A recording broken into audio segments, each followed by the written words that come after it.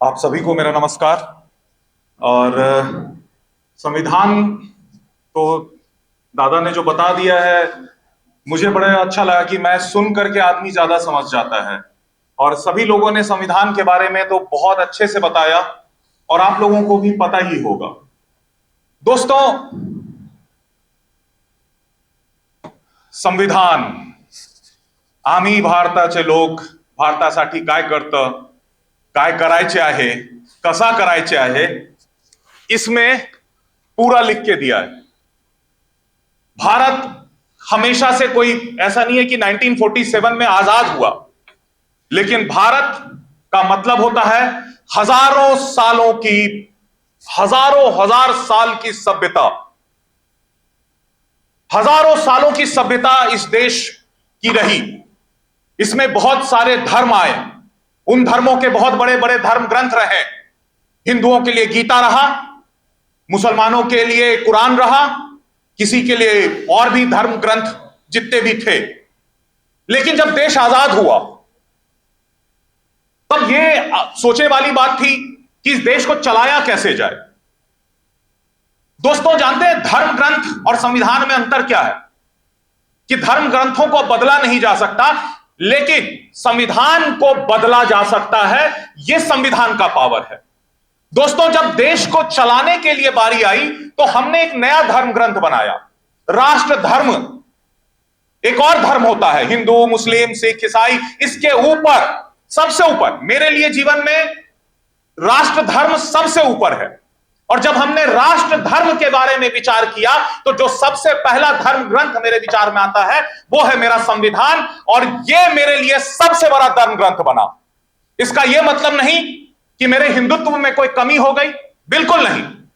मेरा हिंदुत्व उतना ही मजबूत है, उसमें कोई शक नहीं है। लेकिन यह, क्योंकि बदलते वक्त के साथ देश को बदलना होगा, बदलते वक्त के साथ हमारे विचारों को बदलना होगा, बदलते वक्त के साथ हमें हमारा संविधान, हमारा कानून बदलना होगा।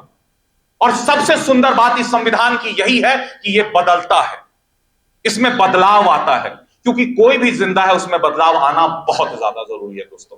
दोस्तों, आप सभी ने संविधान को, जब भी मैं भी जब नॉर्मल इंसान की तरह जी रहा था जब समाज में, तो मुझे मेरे अधिकारों के बारे में बड़ा चिंता हुआ करता था। I have right to speech, I have right to vote, I have right to this, I have right to that. लेकिन आपको मैं एक बात बता देता हूं, जब तक आप अधिकारों की लड़ाई लड़ते रहोगे, हमारा देश, ये जो 75 साल है, आज 75 साल के बावजूद भी हमने देखा, अभी जाति को लेकर के आज भी हमें नाटक करना पड़ रहा है, लोगों को बताना पड़ रहा है। आज भी हमें जाति के लिए समझाना पड़ता है कि हम एक ही धर्म, एक ही जाति, एक ही लोग हैं।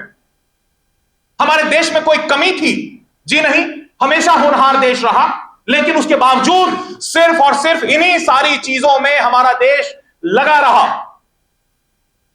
बाबा साहब ने जब संविधान बनाया, उस समय में इस देश में बहुत सारे ऐसे समाज के लोग थे कि जिनको अधिकारों की सबसे ज्यादा जरूरत थी। बाबा साहब ने वो अधिकार उन सभी लोगों तक पहुंचाए। यह संविधान का पावर था।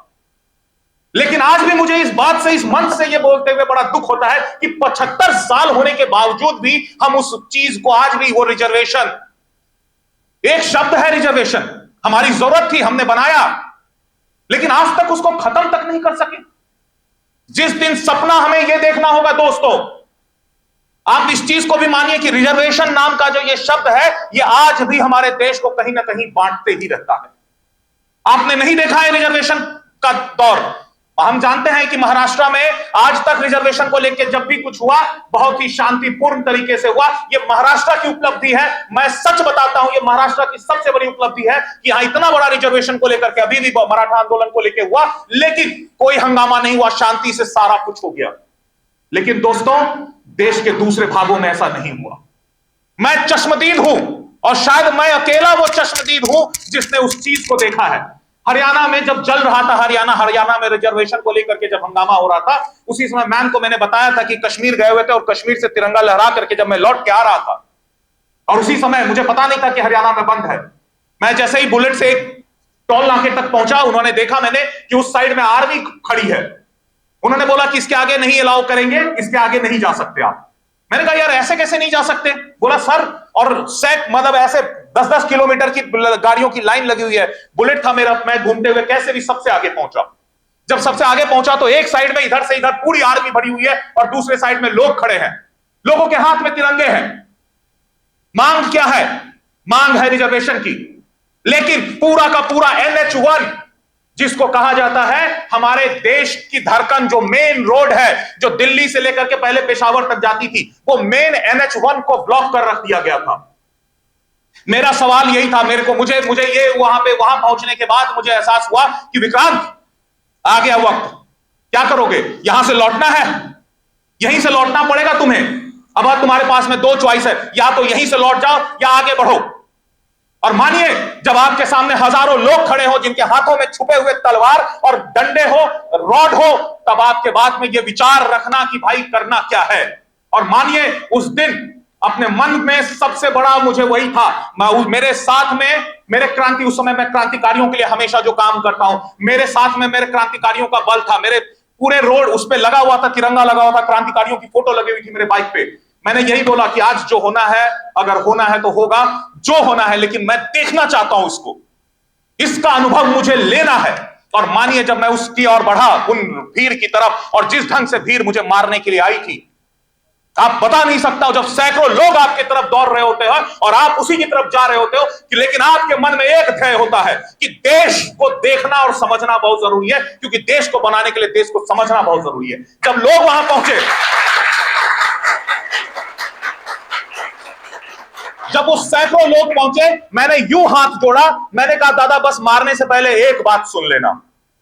बोला क्यों नहीं, इधर से जाना, ये नहीं है वो नहीं है। हम कहें दादा आप रिजर्वेशन की मांग कर रहे हो, आपका अगर ये सही है तो मैं भी अपने मांग पे आया हूं। मैं रामेश्वरम से कश्मीर गया था कश्मीरियों को यह बोलने के लिए कि कश्मीर से लेकर कन्याकुमारी तक भारत एक है, और मैं अभी लौट रहा हूं वहां से।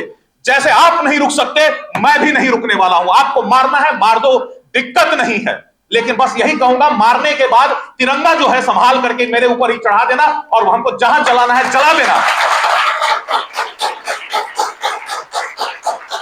मैं वो दिन कभी नहीं भूलूंगा दोस्तों, जब उनको मेरी बात समझ में आई कि मैं क्या काम कर रहा हूं। उन्होंने मुझे वहां से साइड से एक रास्ता दिया जाने का। मैं जब उस रास्ते में घुस रहा था, एक बहुत बड़ा मैदान, और उसमें कम से कम 5000 लोग एक साथ बैठ के दारू पी रहे हैं। 5000 लोग एक साथ बैठ के दारू पी रहे हैं। और वहां से वो निकाल करके उन्होंने मुझे पीछे पहुंचाया। उस भीड़ के जब पीछे पहुंचा, मेरे पास आज भी वो फोटोज हैं, जब मैं उस भीड़ के पीछे पहुंचा तो मुझे वही सोड, डंडा, हथियार, न जाने क्या क्या दिखने लगा। उन्होंने कहा बस निकल जाइए आप लोग, जितनी जल्दी हो सके निकलो विक्रांत। हम निकले वहां से, और वो पूरा हरियाणा जब पार करने के दौरान पूरे सड़क पे बड़े बड़े पेड़ों को काट के डाल दिया गया था। यूं करके धू धू कर करके ट्रक में आग लगी हुई है, ट्रक जल रहा है। मेरे सामने मैं ऐसे चल रहा हूं, अचानक से देखता हूं कि कोई बाइक पे आ रहा है और यूं हाथ में तलवार लेके, और यूं रोड पे उस तलवार को घस रहा है। चिंगारियां निकल रही हैं, लोग डरे हुए हैं। जो लोग फंस गए थे बीच में, वो होटलों में चुपचाप छुपे पड़े बैठे हुए हैं, कि सबको डर है कि कौन किसको कब कहां काट देगा। किसी को कुछ नहीं पता। NH1 जिस पे आप पार नहीं कर सकते हो, उस NH1 पे खाली वीरान पड़ा हुआ है। उससे निकलते हुए वक्त के दौरान देख रहा हूं कि देश को जलाया जा रहा है। पेट्रोल पंप में आग लगा दिया, कोई मीडिया पर्सन को किसी को भी अलाउ नहीं किया गया था। और वो नजारा है, वो मंजर है जो मैंने देखा है मेरे पास आज भी रिकॉर्डिंग है उसकी। जब कर्तव्य का बोध खत्म हो जाता है और सिर्फ अधिकारों का मांग होता है, तो उसकी कोई लिमिट नहीं होती। तब वो सिर्फ नागरिक नहीं रहता, उसके अंदर में बहुत गंदगी, बहुत कुछ भर जाता है। और वो पूरा सफर लगभग 250 किलोमीटर का सफर, आप ऐसे ना सोचे, मैं उसका पूरा विस्तार नहीं बता सकता। जो मैंने देखा है, जो मेरे पास में रिकॉर्डिंग है, अगर आप उसको देख भी लोगे आपका दिल कहर जाएगा, सिहर जाएगा आपका। एक पुलिस वाला आया, कहता है कि दादा मुझे लेके चलो अपने साथ, प्लीज लेके चलो। पुलिस वालों का यह डर था। जब हम लोग दिल्ली के बॉर्डर पे पहुंचे, वहां पे पूरे दिल्ली बॉर्डर को सील कर दिया गया था। बड़े बड़े ट्रक को पंचर करके, आग लगा करके उसको बटा करके रख दिया गया था, ताकि कोई भी व्यक्ति इस पार से उस पार न जा सके। सारा का सारा मीडिया व्यवस्था वहां पे। लेकिन इस बीच में क्या हो रहा है, किसी को कुछ नहीं पता। तो दोस्तों, अधिकार अधिकार अधिकार अधिकार, बहुत हो गया अधिकार, बहुत हो गया अधिकार। 75 साल से अधिकार दे रहा है ये देश आपको। मैं पूछता हूं कि कर्तव्य की बात कौन करेगा? कर्तव्य क्या है? आज इतना बड़ा संविधान, इसके ऊपर में सिर्फ और सिर्फ एक एक चीज दे रखी है दोस्तों। पेजेस भरे हुए हैं कि हमें क्या करना है, कैसे करना है, हमारा अधिकार क्या है, सब कुछ आपको पता है। आज भी फंडामेंटल ड्यूटीज बस इतनी सी है। यह है हमारी फंडामेंटल ड्यूटीज, हमारा कर्तव्य बस इतना सा है। मैं छोटे में एक सुना देता हूं बस आपको, छोटा छोटा चीज है, बस सुनिए। To abide by the constitution and respect its ideal and institution, the national flag and the national anthem, जो कश्मीर में नहीं होता था। To cherish and follow the noble ideas which inspired our national struggle of freedom, cherish the inspired. तो फिर क्यों होता है कि सावरकर जी के नाम पे अभी भी कुछ लोग ऐसे ही बोल देते हैं? To uphold and protect the sovereignty, unity and integrity of India. To protect the sovereignty, unity and integrity of India. क्या कर पा रहे हैं हम? इसके बाद to defend the country and render national service when called upon to do so. इस बात का गर्व है कि इस यहां पे बैठे हुए जो नौजवान हैं, आप सभी लोग ये तो जरूर कर रहे हैं। क्यों? क्योंकि आप एनएसएस से जुड़े हुए हैं। मैं तालियां चाहूंगा इसके एनएसएस वालों। ये पहली ड्यूटी, ये पहली ड्यूटी है जो तुम लोग निभा रहे हो, क्योंकि इस देश को चाहिए अब लास्ट ये to promote harmony and the spirit of common brotherhood amongst all the people of India, transcending religious, linguistic and religional sectional diversities, to renounce the practices derogatory to the dignity of the women. अब क्या ये ई हम follow करते हैं? Where is the brotherhood? है हमारे अंदर में प्यार है, लेकिन सड़कों पे ना जाने वो ब्रदरहुड कहां खो जाता है। हिंदू मुस्लिम 2 मिनट में लग जाते हैं। कोई लिख दिया कहीं आई लव मोहम्मद, किसी ने पता तक नहीं है, लड़ाई चालू हो गई। कहीं कुछ किसी ने डाल दिया। इतना इजी था इस देश को लड़ाना कि किसी के मस्जिद में वो काट के दे दो, हमारे मंदिर में गाय काट के दे दो, बस लड़ रहे हैं, लड़ते बैठे हैं। अंग्रेजों से सीख करके आज वही लोग लड़ा रहे हैं हमें भी। आज हमारे नेता भी हमें जहां मौका मिलता है लड़ा देते हैं। तो ये जो है इसको खत्म करना पड़ेगा दोस्तों। ये हमारी ड्यूटी है कि हम एक दूसरे से प्यार करें। क्या प्यार करना इतना मुश्किल है? हमें बस ये देखते रहेंगे कि वो धर्म क्या बोल रहा है, ये धर्म क्या बोल रहा है। अरे प्यार की भावना लेकर के चलेंगे। आज यहां बैठे हुए लोगों में पता नहीं कि कौन हिंदू है मुस्लिम है, लेकिन मैं जानता हूं, मैं जब किसी कॉलेज में जाता हूं, मैं किसी स्टूडेंट से मिलता हूं, कोई धर्म जाति नहीं होती। दोस्ती करते वक्त तुम जाति पूछते भी नहीं हो। आज हम देश के उस लेवल पे पहुंच गए हैं दोस्तों, पहुंच गए हैं। थोड़ा सा और अपने आप को एहसास कराना है। To value and preserve the rich heritage of our composite nature. Rich heritage, अगर रिच हेरिटेज को प्रोटेक्ट करना था तो आज तक शिवाजी महाराज के फोर्ट इतने गंदे क्यों पड़े हुए थे, टूटे हुए क्यों पड़े थे? आज की यूनेस्को के साइट में से भी उनका नाम जाने वाला था। अगर हम लोग उसके पीछे में लग करके उसकी सफाई नहीं करते तो शायद आज राजगढ़ जो यूनेस्को के लाइन में नहीं खड़ा होता। हमारी टीम ने लगातार राजगढ़ पे चढ़ चढ़ के सैकड़ों किलो कचरा वहां से नीचे उतारा ताकि प्रोटेक्ट टू द हेरिटेज। आज भी शनिवार वाड़ा, आज इस बात का गर्व है कि आज हम लोग स्टूडेंट्स के साथ मिलकर के शनिवार वाड़ा हो इस पुणे का साफ हम लोग करते हैं। पेशवे तालाब हो साफ हम लोग करते हैं। तलजाई हिल हो साफ हम लोग करते हैं। कचरा उठाते हैं हम। दादा ने मुझसे पूछा कि दादा करते क्या है आप? मैं कचरा उठाता हूं। हर जगह से जहां जाता हूं वहीं से कचरा साफ कर देता हूं। यही मेरा काम है। आगे, to protect and improve the natural environment including forest, lakes, rivers and wildlife. है सिचुएशन, नदी का जाकर के देख लो तो आपको पता है गंगा से पुरानी है हमारी ये मुला मुठा नदी, गंगा से भी पुरानी है। क्या हाल है? आप में से कोई उसमें खड़ा हो सकता है? क्या उसका पानी कोई पी सकता है? क्या उसमें नहा तक सकते हो तुम? नहीं। क्या कभी उतरे हो उसके अंदर? नहीं। मैं उतरा हूं। इस बात का गर्व है कि इसी मुल्ला मुठा में जिसमें केमिकल का पानी उठता है, और जब आप उतरते हो ना इतने पानी में तो ये सारा कुछ कम से कम 2 महीने तक खुजली करता है। ये सब फट जाता है। ये जो स्किन होता है ना, ये फट के एकदम अलग हो जाता है। इतना ज्यादा केमिकल है, इतना ज्यादा केमिकल है। और उसके बाद उसकी सफाई आप मानो कि मुश्किल है, इसीलिए लोग करने से डरते हैं। आइए आगे बढ़ते हैं। आखिरी के कुछ है। To develop the scientific temper, humanism, a spirit of inquiry and reform. Of course आज हमारी इंजीनियरिंग कॉलेजेस, हम मंगल पे गए हैं। कहीं ना कहीं ये हमारी ड्यूटी आप सभी लोग निभा रहे हैं। इस बात का मुझे गर्व है कि आज हमारी इंजीनियरिंग कॉलेज हमारे ऐसे लोगों को बना के दे रहे हैं कि आज हम लोग मंगल पे पहुंचे हैं। इस बात का जरूर हम लोग वो ड्यूटी जरूर निभा रहे हैं। To safeguard public property and absorb violence to safeguard public property. अभी मैंने आपको कहानी सुनाई, इसके बाद छोड़ दीजिए, कहानी तो वो मरने मारने की थी। आप और या हम यहां से निकलते हैं, बस स्टॉप का हाल देखिए, बस स्टॉप के पास पीछे ही मुताड़ी बना देते हैं, हम वहीं पे थूक करके फेंक देते हैं। क्या सेफगार्ड है? आइए आखिरी, to strive towards excellence in all sphere of individual and collective activity that the nation constantly rises to the higher levels of endeavour and achievement. इस बात का गर्व है हमें भी कि आप सभी लोग भी इसके लिए कहीं ना कहीं काम कर रहे हैं। दोस्तों आखिरी है, who is present guardian of provide opportunity to the education of to his children. अब हम लोग तो इसमें भी चिल्ड्रन है ही नहीं, तो अभी तो हुआ ही नहीं तो इसके बारे में, लेकिन अपने बच्चों को जरूर पढ़ाएंगे, ये उसका ड्यूटी, ये ड्यूटी में आता है। अभी आपने ड्यूटीज सुन लिए, ये ड्यूटीज हैं हमारे। अब एक बात बताता हूं आपको, लोग मुझसे पूछा करते थे कि तुम कचरा क्यों उठाते हो, बहुत सारे लोग हैं हमसे पूछा करते हैं, कचरा क्यों उठाते हो विक्रांत, कचरा उठाने की क्या जरूरत है, तुम लड़ते क्यों नहीं, डायरेक्ट बोलते क्यों नहीं है पीएमसी को कि जा करके कचरा उठाएं, सिर्फ पीएमसी का काम है ये, तुम्हारा काम थोड़ी है। मैंने अभी सुनाया कि मेरा काम है ये, मेरा काम है ये, बस इसलिए कि मजबूत काम है, मेहनत का काम है, इसीलिए दूसरे लोग नहीं कर रहे हैं। ये मेरा काम है, देश की सुरक्षा करना, देश को साफ रखना, ये मेरा ड्यूटी है।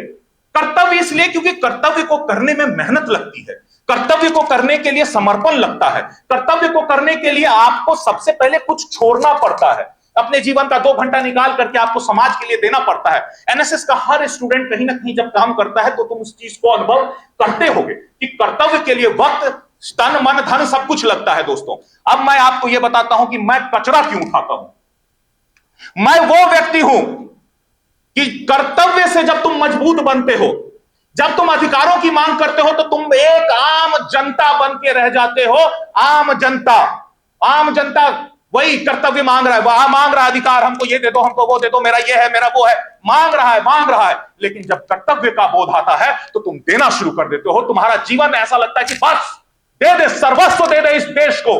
और इस देश की हमेशा से ताकत यही रही है कि यहां पे वैसे लोग हुए हैं जो अपना सर्वस्व देते रहे हैं। और जब तुम कर्तव्य से मजबूत बनते हो दोस्तों, तुम्हारा अधिकार तुम्हें मांगना नहीं पड़ता, तुम्हें वो अपने आप मिलने लगता है। यह तुम्हारे कर्तव्यों की ताकत है दोस्तों। ताली यहां बजनी चाहिए थी।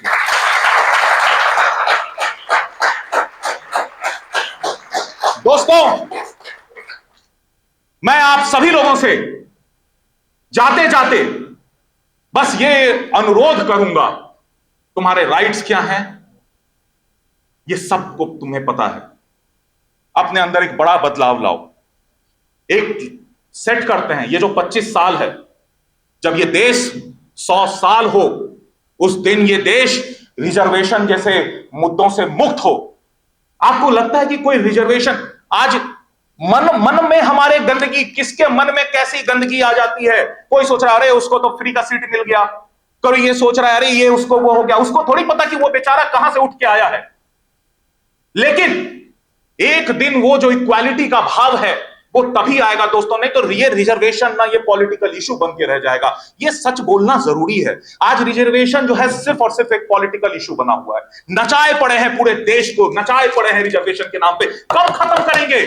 हमें यही सपना देखना है कि हमें देश को एक बनाना है, एक सूत्र, एक भारत। हम सभी भाई बहन एक हैं, कोई छोटा नहीं, कोई बड़ा नहीं। और ये किया जा सकता है, ये सिर्फ और सिर्फ भारत कर सकता है। मैम ने बार बार बोला कि हमारे चारों तरफ का विश्व देख लो कैसा हो रहा है, कोई जल रहा है, कोई मर रहा है, कोई कट रहा है, लेकिन ये भारत है।